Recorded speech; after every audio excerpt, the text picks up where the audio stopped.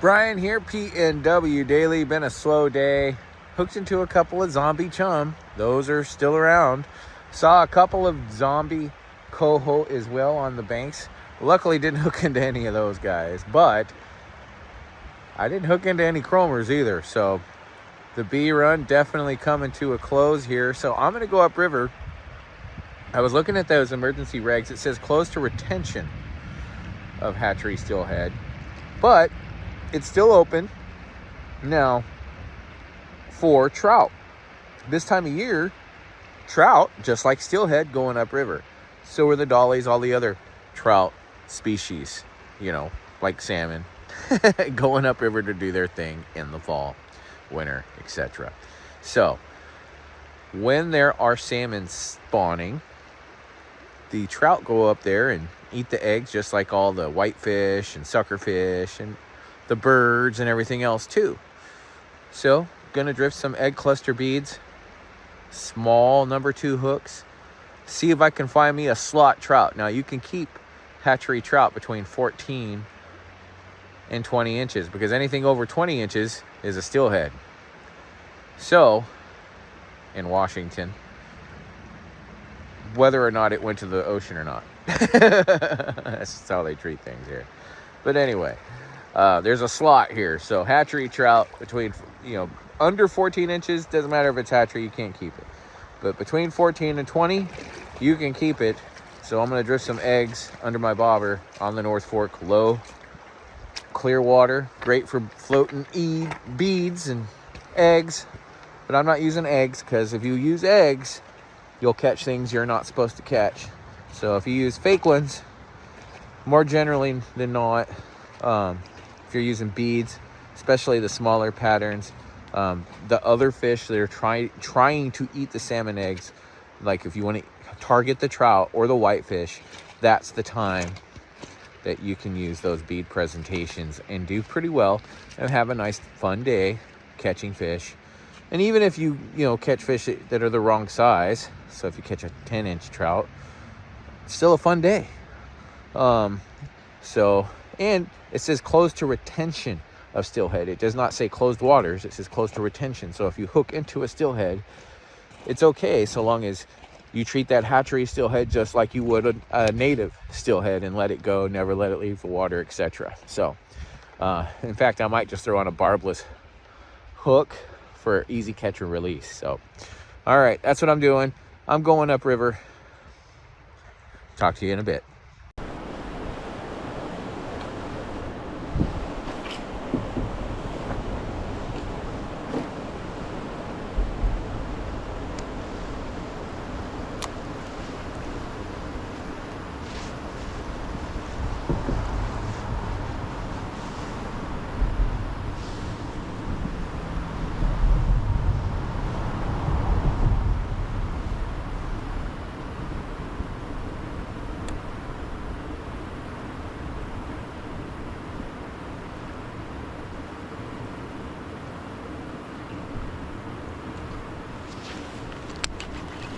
That's a fish.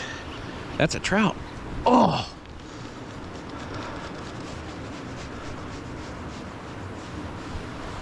That was a trout.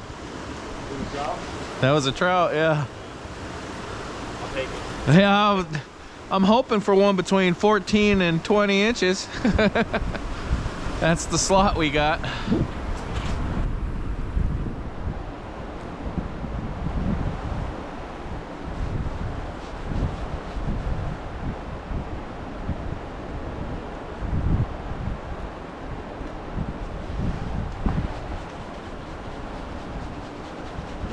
I think my bead might be all the way down. Yep, I knew it. That's how you know you're fishing. I knew I was missing fish. But you still need it.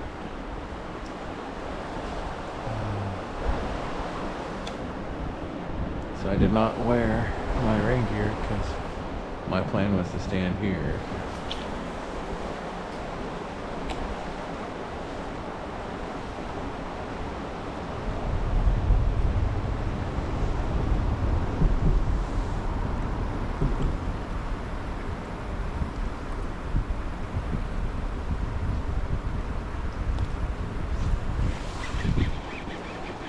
There's a fish.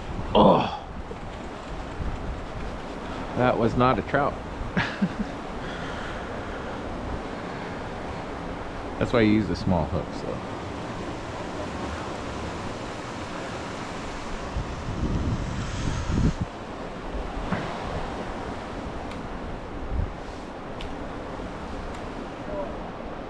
But everything likes the beads.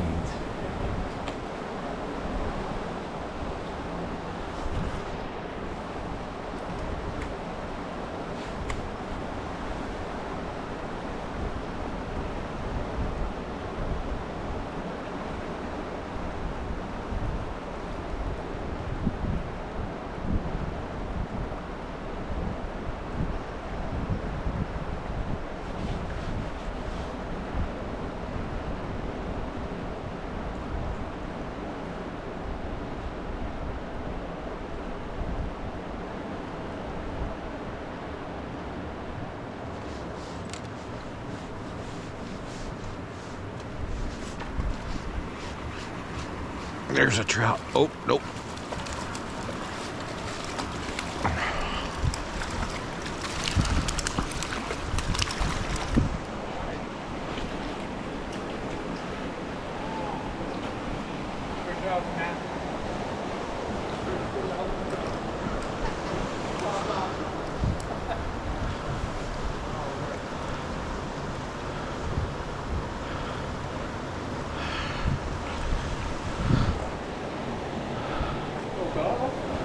Yeah, it's a little coho. Thought it was a trout for sure.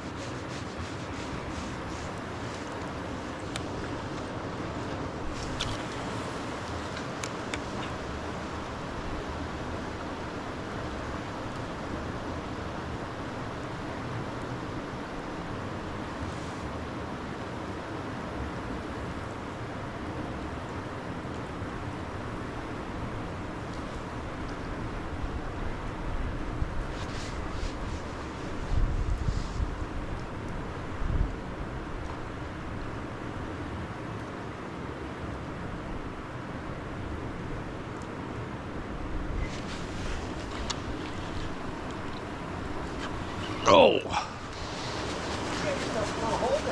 Yeah. Think I'd get better at setting the hook by now.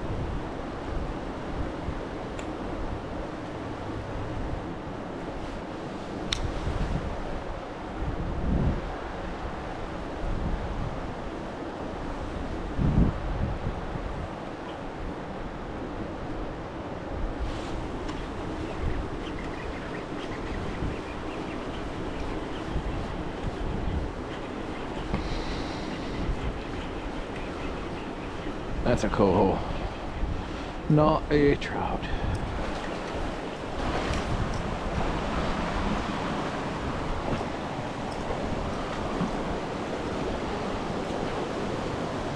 Whew. Sorry, try not to fall in. Thank you.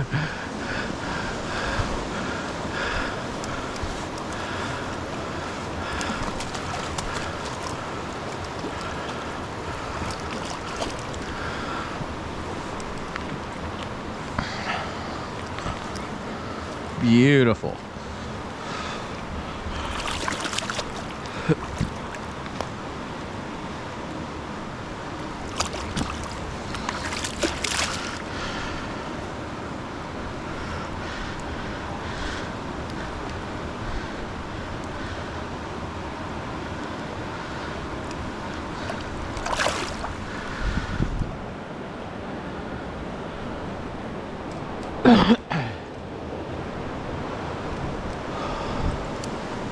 Thank you. Well, it's been a solo day of fishing, but finishing up the day, racking up some fish on the egg cluster here. The first fish I hooked up in, I want to say it was a trout within my slot, the 14 to 20 inch slot that we were in. I hooked into it and lost it, and I didn't hook into another trout after that. Nothing but coho and chum after that. So my theory was correct that the trout were in here eating those eggs as well. So you know, hey, didn't go my way. I didn't get a trout, but I did hook into some fish and had a good day of fishing, even though I didn't have Chris with me or any of my friends with me as well. But you know, there's always folks to talk to. We'll see you later. D&W Daily, thanks for watching.